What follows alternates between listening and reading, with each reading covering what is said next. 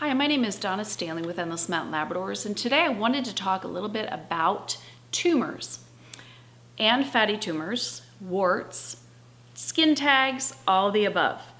I wanted to just give you a couple of the different kinds of tumors and when to know when a lump or a bump is scary and when to not worry, okay? So one of the things that I'm gonna say first of all is most times that you see a lump or a bump, it's gonna be benign, but just to be safe, always go to a veterinarian, have them check it. They're also gonna wanna measure that and keep an eye on it, as will you, because if it starts to change or it gets larger, that's when you wanna go back into the veterinary office and have a biopsy and make sure it's not a malignancy.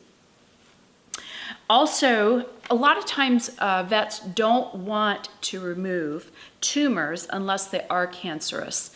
Maybe it's because a lot of times it's an older dog and they're maybe not a good candidate to go under anesthesia. A lot of vets just don't feel right going into something that they consider cosmetic and having the risks that take place when a dog is under anesthesia. So a lot of them don't want to do it. Therefore, a lot of people get upset because maybe they just don't like petting their dog with that gross bump or lump or wart, or it just looks gross, or when they're grooming it, maybe the trimmer or the brush will catch on it. So in those cases, sometimes the veterinarian will just say, if you are in for another routine surgery and they're already under, maybe take that off. Otherwise, they're not really interested in doing that. In that case, there is some options that we didn't used to have before, and my favorite one is essential oils. They work great on skin tags, fatty tumors, and some of these other tumors that we're gonna work through today. And it's because they will actually take them off and you don't have to have the risk of surgery. And you can just get rid of that ugly thing because you just don't like looking at it, you don't like touching it. Also, the other thing that would be a reason a vet would want to take a tumor off is if it's going to affect your dog's range of motion. Say it's on a leg or a shoulder or underneath in an armpit or on the hip or something like that. In those situations, a veterinarian would say, let's just do this because it's going to affect the range of motion of your dog and the quality of life of your pet. So in those situations, they will take that off. Sometimes, and it just depends on the vet. They may just do it for economic reasons. I know a lot of vets feel wrong about doing that. That's a lot of the reasons some of them will not do it. And a holistic vet also will naturally not want to be doing something invasive like that and will want to look for another modality like essential oils as an option first. The other thing that might be a reason to get a tumor or a wart or something removed is if the dog is obsessing about it. Like say they have it on their foot and they're licking and biting and licking and biting, and then it's causing a sore. That in that situation, it is affecting the dog's quality of life, and you would want to go ahead and remove whatever that may be, if it's a cyst or a wart or whatever. The first kind of tumor, and this is just a fancy name for a wart, is a viral papilloma. And they kind of look like cauliflower. They can change in color. They can be many different colors. They are usually a sign that there is a compromised immune system. And it can start as early as a puppy. And it sometimes will progress later in a dog's life because as a dog gets older, its immune system is already suppressed. So sometimes, believe it or not, vets will leave warts on older dogs to be able to measure how their immune system is doing. But in that situation, what you'd want to do is you'd want to add something to the dog's diet, most importantly a supplement, because I don't find that foods have the amount of antioxidants, and a lot of times the antioxidant value is broken down by cooking. So I do recommend a supplement in the form of something like NuVet Plus, which is my favorite. I've recommended it and used it for almost 17 years now. Has a super high ORAC value. So that's a great way to bring the immune system up on your pet and therefore also be able to deal with getting rid of it if it's a cosmetic thing, along with the essential oils. So those two would be things that you want to do. Also, You see these papillomas a lot of times, believe it or not. Something that happens when there is over-vaccination happening. They call it vaccinosis. And so a lot of times veterinarians who are holistic will observe this more often and see the relationship. So if you suspect that, what you could do is, instead of just saying, I'm not going to do vaccines anymore, go to a veterinarian, a holistic veterinarian if you can, ask them to check the titers.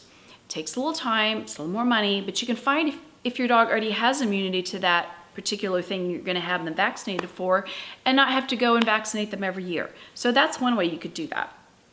There are some homeopathic remedies as well that some holistic veterinarians recommend, but the easiest and most accessible for people would be the essential oils, and I do recommend Endless Mountain essential oil blends for pets, or Endless Mountain oil blends for pets, and the website would be essential oils and the number 4pets.com, and those are all veterinarian formulated by holistic veterinarians who are aromatherapists. They understand animal physiology and also species appropriate application and proper dilution. So you'll want to make sure if you use essential oils, only use that. Do not use a DIY recipe put up on Pinterest by an oiler mom who's in a network marketing company. Please, please, please don't do this. Veterinarians are seeing dogs coming in all the times who are wounded. They're getting first, second degree burns, or worse yet, death. So be very careful that you use some kind of oil that has been recommended and tested and formulated by a veterinarian. Dog parks are not a good place to go if your dog is susceptible to this papillomavirus, because the virus is something that can be passed from dog to dog. And in my opinion, it's not always this way. In my opinion, if you go to a dog park, basically a lot of those dogs are going to be dogs that are eating probably crappy grocery store food or crappy commercial food, and probably over-vaccinated is my guess. So you want to stay away from those kind of dogs. Don't let your dog sniff and lick other dogs, just to be safe that way. The other kind of tumors or lumps and bumps that you'll find are called sebaceous adenomas, and what they are is basically they're cutaneous warts. They're benign usually. They have oil in them. Sometimes you can express oil from them. It's kind of gross. Also, because of the oil that comes out of them, there can be some scabbing on them. And a lot of times that may be an indication that you might want to move to something like Endless Mountain oil blends. For instance, wound care is one of the ones that would work great for this. Their tumor blend would work good on any of these specific things that we're talking about. The only time people usually have these removed, again, is if the quality of the dog's life is in jeopardy. The next would be, and these are veterinarian terms, so I'm pronouncing them as best as I can, but a mammalian gland adenomas, and these are sebaceous cysts, very often around the eyes, looks like a sty. Most times they're benign, and most commonly are removed when they start scratching against the cornea, or they grow really large inside. You may see a small amount on the outside, but inside it's really large, and they can really start affecting the cornea, and we don't want any abrasions or anything like that happening. So in that case, a veterinarian would probably want to remove it. If it's small, leave it that way. I have one dog that he tends to get those, and they're just little, like, they look like little white heads, and then they go away. So we haven't really worried about it with him, but we have done some things to up his immune system in the meantime.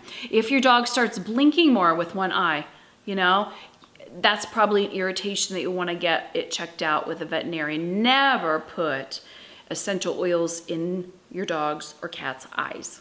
You can put it around it, and Endless Mountain oil blends are diluted well enough that you wouldn't really have to worry. But I say this because I know there's people out there who got a kit from a network marketing company, and they're putting drops in dogs' eyes and they're burning them, or they're losing their eyesight. So please, please be very careful. Corneal pain can be really intense, so that's another reason that they would maybe want to remove that if it's getting big around the eye. Also, obviously, we don't want to lose the dog's eyesight.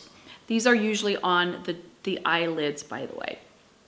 Also, sometimes a veterinarian would recommend you go to an ophthalmologist to deal with one of these, and maybe, you know, a specialist. There are canine ophthalmologists, so they may be wanting them to look at it. Sometimes there's some mucus that's around the eye caused by these, another reason you would want to get it removed possibly.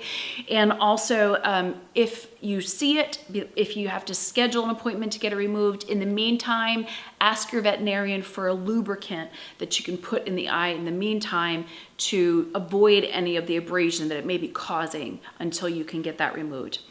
The other type of tumor is just called a lipoma. We call them fatty tumors. They're benign. They can come in all forms. They're generally very soft and mushy. Lots of times they are not attached. You can feel them. They're floating under the skin. A lot of times, again, a veterinarian will want to at least measure it, put it on a chart, keep an eye on it, as well as you. And also, a lot of times, these fatty tumors seem to pop up in older dogs because as dogs put on weight, they don't just put it on like we do, like around our body in large areas. They actually put it on in glumps. And so we do see it a lot of times in older dogs. It's called glumping, okay? If it's hard and it's under a rib cage or something, immediately get to the vet and have that checked. Again, they're gonna wanna measure it, keep an eye on it.